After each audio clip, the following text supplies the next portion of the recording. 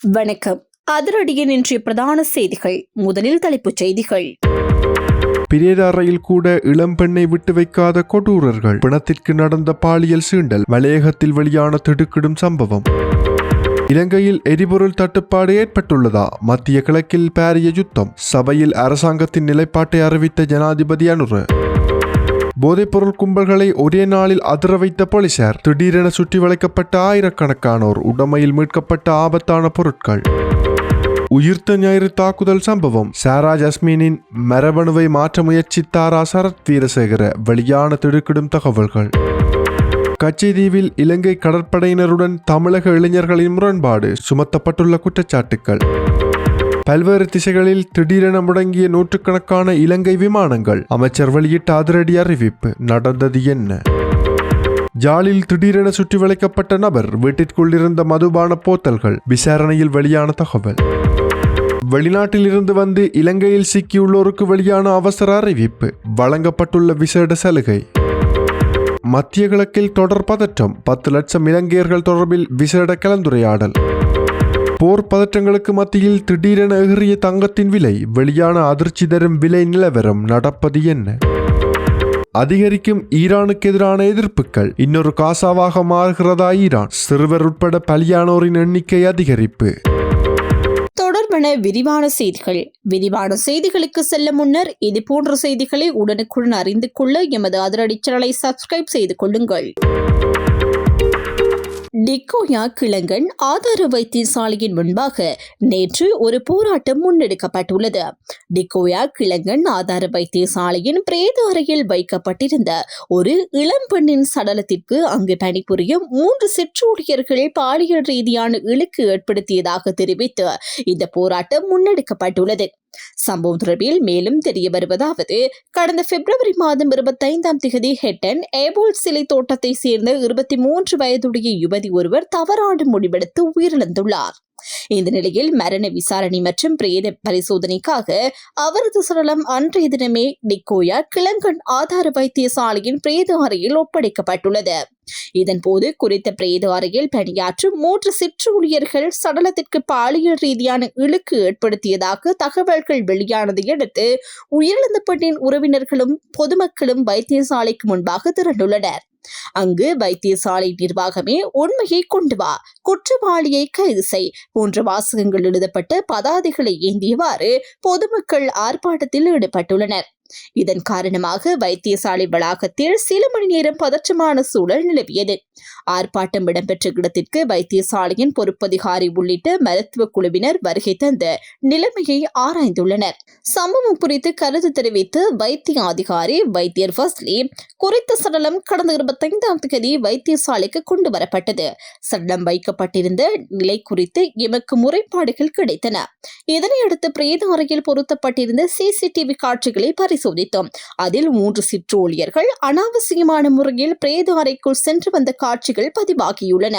இது தொடர்பாக நாம் உள்வாரியான விசாரணைகளை ஆரம்பித்துள்ளோம் என தெரிவித்துள்ளார். சம்பவத்துடன் தொடர்புடையதாக கருதப்படும் 3 சந்தேக நபர்களையும் உடனடியாக கைது செய்து சட்ட நடவடிக்கை எடுக்க வேண்டும் என ஆர்ப்பாட்டத்தில் ஈடுபட்ட மக்கள் காவல்துறையினரிடம் வலியுறுத்தியுள்ளனர். இந்த சம்பவம் தொடர்பில் ஹட்டன் காவல்துறையினர் மேலதிக விசாரணைகளை தொடர்ந்து முன்னெடுத்து வருகின்றமை குறிப்பிடத்தக்கது.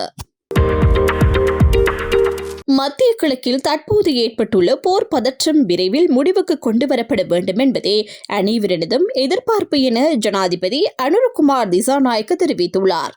நாடாளுமன்றத்திற்கு நேற்று விஜயம் செய்து சபையில் உரையாற்றிய போதே ஜனாதிபதி இதனை தெரிவித்தார். இதன்போது தொடர்ந்தும் உரையாற்றிய ஜனாதிபதி, உலக அமைதிக்காக அனைவரும் ஒன்றிணைந்து அர்ப்பணிப்புகளை மேற்கொள்ள வேண்டும் என்பதே இலங்கை அரசாங்கத்தின் நிலைப்பாடு என கூறினார். அதன்படி தற்போதைய சூழ்நிலை உலக பொருளாதாரத்திற்கும் மக்களின் நாளாந்த வாழ்க்கைக்கும் பாரிய அச்சுறுத்தலை ஏற்படுத்தக்கூடிய நிலையாக மாறியுள்ளதாகவும் அவர் குறிப்பிட்டார். இந்த அச்சுறுத்தல் நிறைந்த சூழ்நிலையில் தனித்து செயல்படுவதற்கு இலங்கைக்கு இயலுமை கிடையாது என தெரிவித்த ஜனாதிபதி, இருப்பினும் இலங்கைக்கு ஏற்படுத்தக்கூடிய ஆபத்துகளிலிருந்து நாட்டை பாதுகாப்பதற்கு தேவையான அனைத்து நடவடிக்கைகளும் முன்னெடுக்கப்பட்டு வருவதாகவும் கூறினார். மேலும் சர்வதேச நாடுகளுடன் இணைந்து சமாதானத்திற்கான அர்ப்பணிப்புகளை மேற்கொள்வதற்கும் இலங்கை கடமைப்பட்டுள்ளதாக ஜனாதிபதி தெரிவித்தார். மத்திய கிழக்கு யுத்த நிலைமை காரணமாக எண்ணெய் மற்றும் எரிவாயு விநியோகத்தில் தடைகள் ஏற்படக்கூடும் என்றும் வெளிநாடுகளில் வசிக்கும் இலங்கையர்கள் தொடர்பில் பெரும் சிக்கல்கள் உருவாகக்கூடிய அபாயம் உள்ளதாகவும் அவர் எச்சரித்தார். அதேபோல் சுற்றுலாத்துறை, வெளிநாட்டு பணப்பரிமாற்றம், கப்பல் போக்குவரத்து மற்றும் விமான போக்குவரத்து துறைகளும் இந்த நிலைமையால் பாதிக்கப்படக்கூடும் என ஜனாதிபதி சுட்டிக்காட்டினார். இதனிடையே மத்திய கிழக்கில் போர் பதற்றம் நீடித்துக் கொண்டிருந்தாலும் தற்போது இலங்கையில் எரிபொருள் தட்டுப்பாடு எதுவும் இல்லை என ஜனாதிபதி தெளிவுபடுத்தினார்.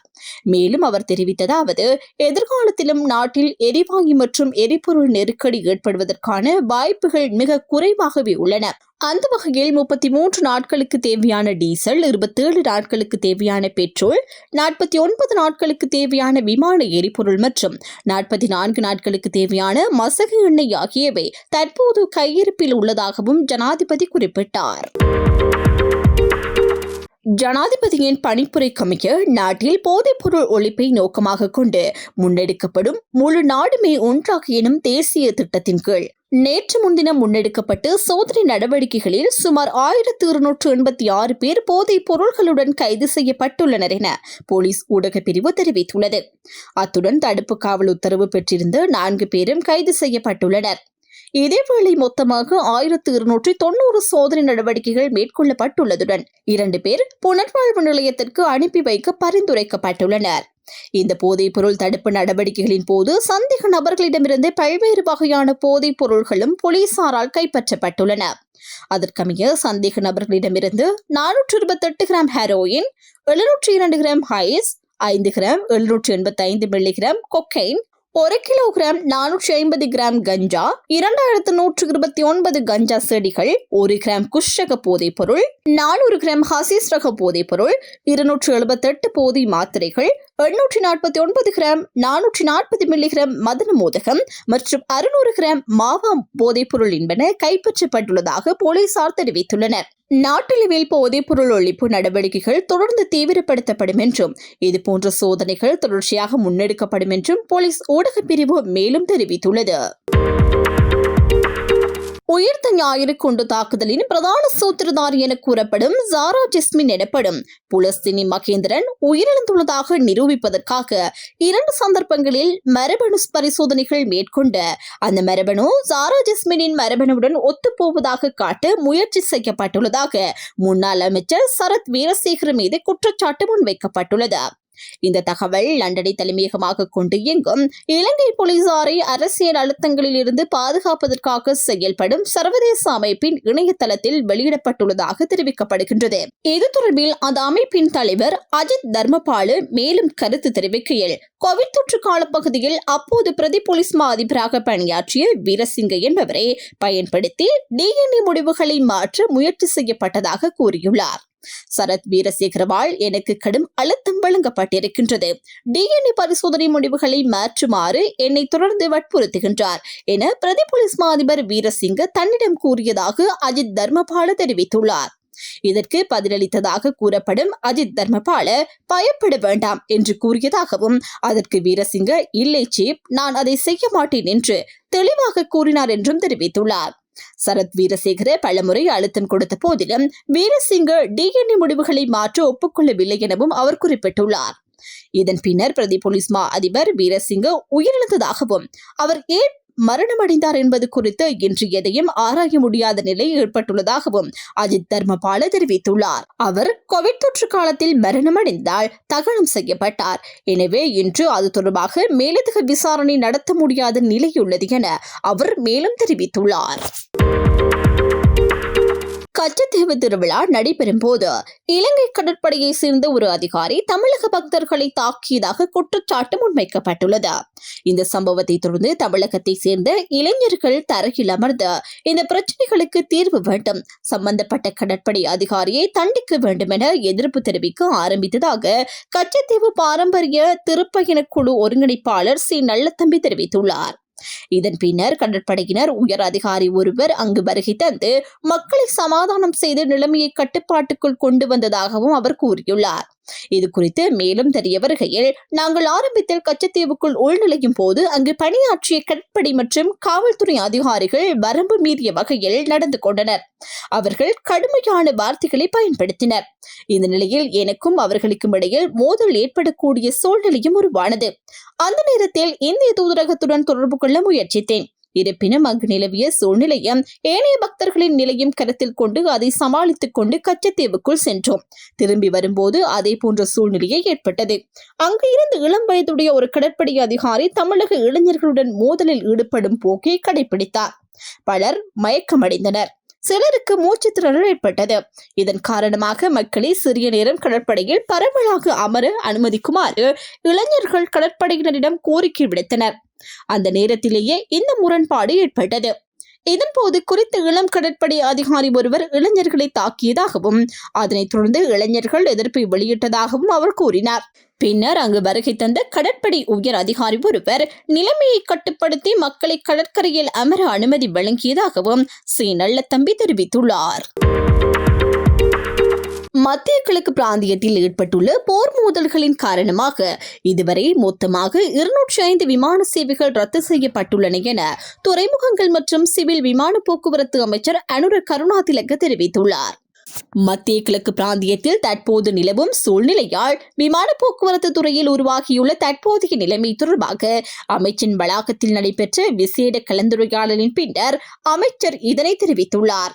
இதன்போது மேலும் கருத்து தெரிவித்த அமைச்சர், நாட்டிற்கு வரவிருந்த 107 விமானங்களும் நாட்டிலிருந்து புறப்படவிருந்த 98 விமானங்களும் என மொத்தமாக 205 விமான சேவைகள் ரத்து செய்யப்பட்டுள்ளன என்றும் குறிப்பிட்டார்.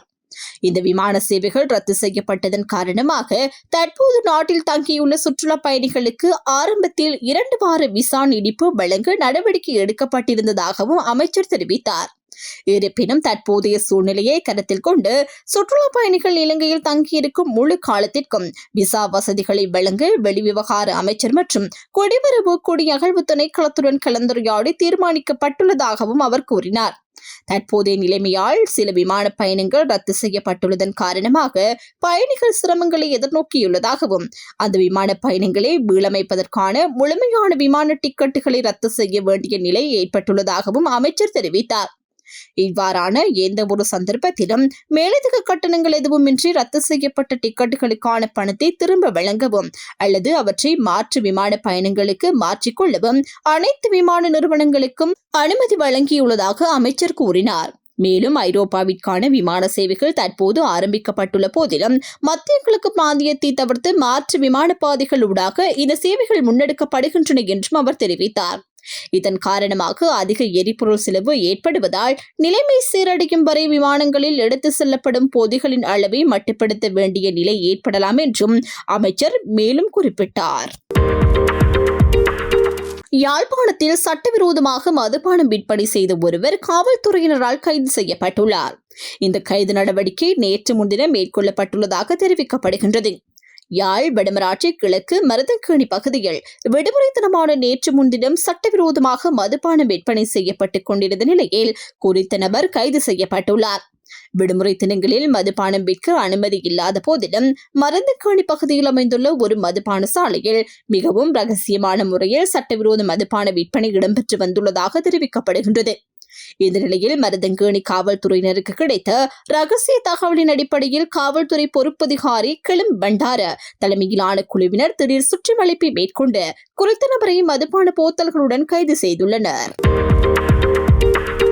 இலங்கையை விட்டு வெளியேற முடியாத பயணிகளுக்கு இலவச விசா நீடிப்பை பெற 14 நாட்கள் கால அவகாசம் வழங்கப்பட்டுள்ளதாக குடிவரவு மற்றும் குடியகழ்வு திணைக்களம் அறிவித்துள்ளது. கடந்த பிப்ரவரி 28 முதல் மத்திய கிழக்கு நாடுகளுக்கான விமான சேவைகள் ரத்து செய்யப்பட்டுள்ளதன் காரணமாக நாட்டில் சிக்கி தவித்து வரும் விமானிகளுக்காக இந்த விசேட ஏற்பாடு செய்யப்பட்டுள்ளதாக திணைக்களம் தெரிவித்துள்ளது. குறித்த அறிவிப்பின்படி தேவையான நிபந்தனைகள் சரிபார்க்கப்பட்ட பின்னர் ஒவ்வொரு வழக்கையும் தனித்தனியாக பரிசீலித்து விசா நீடிப்பு வழங்கப்படும் என தெரிவிக்கப்பட்டுள்ளது. விசா நீடிப்புக்காக விண்ணப்பிக்கும் பயணிகள் விமானங்கள் ரத்து செய்யப்பட்டதன் காரணமாக தாங்கள் இலங்கையை விட்டு புறப்பட முடியவில்லை என்பதை நிரூபிக்கும் ஆவணங்களை கட்டாயமாக சமர்ப்பிக்க வேண்டும் எனவும் அறிவுறுத்தப்பட்டுள்ளது. அதற்காக கடவுச்சீட்டுகள் விமான ரத்து செய்யப்பட்டமை தொடர்பான அறிவிப்புகள் அல்லது சம்பந்தப்பட்ட விமான நிறுவனங்களால் வழங்கப்பட்ட உறுதிப்படுத்தல் கடிதங்கள் போன்ற ஆவணங்களை பயன்படுத்தலாம் என குறிப்பிடப்பட்டுள்ளது. இந்த விசா நீடிப்பை பயணிகள் இலங்கையிலிருந்து புறப்படும் நேரத்தில் விமான நிலைய குடிவரவு அலுவலகத்திலிருந்து பெற்றுக்கொள்ள முடியும் என்றும் திணைக்களம் தெரிவித்துள்ளது. மேலும் மாற்று விமான சேவைகள் ஏற்பாடு செய்யப்படும் வரை அனுமதிப்படி இலங்கையில் தங்கியிருப்பதற்கான வசதி வழங்கப்படும் எனவும் குடிவரவு மற்றும் குடியகழ்வு திணைக்களம் அறிவித்துள்ளது. மத்திய கிழக்கு பிராந்தியத்தில் தீவிரமடைந்துள்ள போர் சூழ்நிலையால் இலங்கைக்கு ஏற்படக்கூடிய சவால்கள் தொடர்பில் ஆராயும் நோக்கில் எதிர்க்கட்சித் தலைவர் சஜித் பிரேமதாச தலைமையில் நேற்று விசேட கலந்துரையாடல் ஒன்று நடைபெற்றுள்ளது. நாடாளுமன்ற வளாகத்தில் அமைந்துள்ள எதிர்க்கட்சித் தலைவர் அலுவலகத்தில் நடைபெற்ற இந்த கலந்துரையாடலில் எதிர்க்கட்சியை பிரதிநிதித்துவப்படுத்தும் பல கட்சித் தலைவர்கள் மற்றும் நாடாளுமன்ற உறுப்பினர்கள் கலந்து கொண்டனர். இந்த கூட்டத்தின் போது மத்திய கிழக்கு நாடுகளில் தற்போது பணியாற்றி வரும் சுமார் 10 லட்சத்திற்கும் அதிகமான இலங்கை தொழிலாளர்களின் உயிர் பாதுகாப்பு குறித்து கடும் கவலை வெளியிடப்பட்டது. போர் பதற்றம் அதிகரித்துள்ள இந்நிலையில் அவர்களின் வாழ்வாதாரத்தையும் பாதுகாப்பையும் உறுதி செய்வதற்காக அரசாங்கம் எந்த வகையான அவசர திட்டங்களை தயாராக வைத்துள்ளது என்பது குறித்து விசேட கவனம் செலுத்தப்பட்டதாக தெரிவிக்கப்படுகின்றது. மேலும் இலங்கைக்கும் மத்திய கிழக்கு நாடுகளுக்கும் இடையில் நிலவும் வர்த்தக தொடர்புகள் குறித்தும் விரிவான ஆலோசனைகள் மேற்கொள்ளப்பட்டுள்ளன. குறிப்பாக மத்திய கிழக்கு நாடுகளிலிருந்து இலங்கைக்கு கிடைக்கும் மசகு எண்ணெய் மற்றும் எரிபொருள் விநியோகத்தில் ஏற்படக்கூடிய தடைகள், ஈரானுக்கான தேயிலை ஏற்றுமதி உள்ளிட்ட ஏனைய வர்த்தக நடவடிக்கைகள் பாதிக்கப்படுவதால் நாட்டுக்கு ஏற்படக்கூடிய அந்நிய செலாவணி இழப்புகள் தொடர்பிலும் விரிவான கலந்துரையாடப்பட்டுள்ளது. மத்திய கிழக்கில் வசிக்கும் இலங்கையர்களின் பாதுகாப்பை உறுதிப்படுத்தவும் அவர்களுக்கு தேவையான அவசர உதவிகளை வழங்கவும் அரசாங்கம் அதிக அவதானம் செலுத்த வேண்டும் என இந்த கூட்டத்தில் வலியுறுத்தப்பட்டுள்ளது. இது தொடர்பான எதிர்க்கட்சிகளின் நிலைப்பாட்டை அரசாங்கத்திடம் உத்தியோகபூர்வமாக தெரிவிப்பதற்கும் தீர்மானிக்கப்பட்டுள்ளதாக தெரிவிக்கப்படுகின்றது. மத்திய கிழக்கு நெருக்கடி என்பது வெறும் ஒரு சர்வதேச பிரச்சினை மட்டுமல்ல, அது இலங்கையின் தேசிய பாதுகாப்பு மற்றும் பொருளாதாரத்துடன் நேரடியாக தொடர்புடையது என்பதையும் இந்த கூட்டம் தெளிவாக சுட்டிக்காட்டியுள்ளது. நாட்டில் நேற்று காலை தங்கம் பவுன் ஒன்றுக்கு 15,000 ரூபாய் உயர்ந்த நிலையில் இருந்த விலை தற்போது 5,000 ரூபாயால் வீழ்ச்சி அடைந்துள்ளதாக அகில இலங்கை நகையக வியாபாரிகள் சங்கம் தெரிவித்துள்ளது. மத்திய கிழக்கு போர் சூழல் காரணமாக உலக சந்தையில் ஏற்பட்ட தளம்பல் நிலை உள்நாட்டு சந்தையிலும் தங்கத்தின் விலைகளில் சடுதியான ஏற்றம் மற்றும் இறக்கத்திற்கு காரணமாக உள்ளது. இந்நிலையில் இலங்கையில் தற்போதைய தங்க விலை நிலவரம் பின்வருமாறு உள்ளது. 24 கரட் தங்கம் பவுன் ஒன்று 4,20,000 ரூபாய், 22 கரட் தங்கம் பவுன் ஒன்று 3,88,500 ரூபாய். அதேவேளை 1 கிராமின் விலை பின்வருமாறு உள்ளது. 24 கரட் தங்கம் 52,500 ரூபாய், 22 கரட் தங்கம் 48,563 ரூபாய். கடந்த சனிக்கிழமை நிலவிய விலை பவுன் ஒன்றுக்கு ரூபாய் 4,10,000 ஒப்பிடுகையில் தற்போதைய விலை பவுன் ஒன்றுக்கு 10,000 ரூபாய் உயர்வாக உள்ளது. அமெரிக்க இஸ்ரேலிய தாக்குதல்களால் ஈரானில் ஏற்பட்டுள்ள பாதிப்புகள் தொடர்பான புதுப்பிக்கப்பட்ட தகவல்கள் ஈரான் செஞ்சிலுவை சங்கம் வெளியிட்டுள்ளது.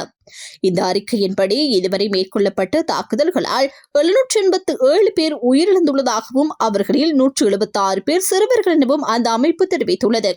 சமீப கால தாக்குதல்களின் விளைவாக ஈரான் முழுவதும் குறைந்தது 153 நகரங்கள் பாதிக்கப்பட்டுள்ளதாகவும் இதுவரை அமெரிக்க இஸ்ரேலிய தாக்குதல்களுக்கு இலக்கான மொத்த இடங்களின் எண்ணிக்கை 504 பதிவாகியுள்ளதாகவும் குறிப்பிடப்பட்டுள்ளது. இதேவேளை இதுவரை பதிவான தாக்குதல்களின் எண்ணிக்கை 1039 அதிகரித்துள்ளதாகவும் ஈரான் செஞ்சிலுவை சங்கம் தெரிவித்துள்ளது. இதனிடையே மீட்பு பணியாளர்கள் தேடுதல் நடவடிக்கைகளை தொடர்ந்து முன்னெடுத்து வருவதாகவும் இடுபாடுகளை அகற்றுதல், காயமடைந்தவர்களை வைத்தியசாலைகளுக்கு மாற்றுதல், அவர்களுக்கு அவசர மருத்துவ சிகிச்சைகளை வழங்குதல் உள்ளிட்ட பணிகளில் தீவிரமாக ஈடுபட்டு வருவதாகவும் அந்த அறிக்கையில் மேலும் தெரிவிக்கப்பட்டுள்ளது. அதே நேரத்தில் தாக்குதல்களால் பொதுமக்களும் சிறுவர்களும் உயிரிழக்கும் துயர செய்திகள் உலகை உலுக்கி வரும் நிலையில் ஈரான் தற்போது எதிர்நோக்கும் நிலைமை ஈரான் மற்றும் ஒரு காசாவாக மாறிவிடுமா என்ற பெரும் கவலையும் உலகளவில் ஏற்படுத்தி வருவதாக கூறப்படுகின்றது. இத்துடன் அதிரடியின் இன்றைய பிரதான செய்திகள் நிறைவடைகின்றன. எமது செய்தி தொடர்பான உங்களுடைய கருத்துக்களை மறக்காமல் கமெண்டில் பதிவிடுங்கள். மேலும் இது போன்ற செய்திகளை உடனுக்குடன் அறிந்து கொள்ள எமது அதிரடி சேனலை சப்ஸ்கிரைப் செய்து கொள்ளுங்கள்.